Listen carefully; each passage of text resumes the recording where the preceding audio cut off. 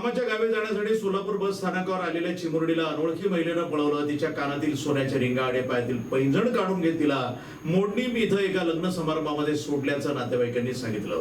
त्यानंतर वराडींनी सोशल मीडियावर तिची पोस्ट व्हायरल केली। 6 तासामध्ये तिचे आई वडील मोडणीमधील लग्न समारंभामध्ये पोलिसांसह दाखल झाले। मुलीला सुरक्षित पाहून त्यांचेही डोळे पाणावले। त्याच ठिकाणी आईवडील देखील त्यांच्या बरोबर होते। आईवडिलांच्या ताब्यात दिले आहे आणि आता पोलीस स्टेशनला येऊन पुढील कायदेशीर कारवाई आम्ही केलेली आहे।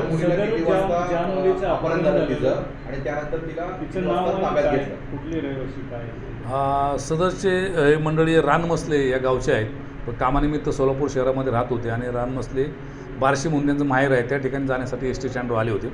सदरची मुलीला किडनॅप केले, साधारण 11:30च्या आसपास घेऊन गेले होते आणि मुलगी आम्हाला बरोबर मिळाली 3:30 वाजता। म्हणजे आमच्या टीमने कुठलीही वेळ न दवडता एकदम फास्ट कारवाई केल्यामुळं आणि CCTV फुटेजचा पुरेपूर उपयोग केल्यामुळं मुलगी मिळून आली, सुखरूप मिळून आली आपल्याला।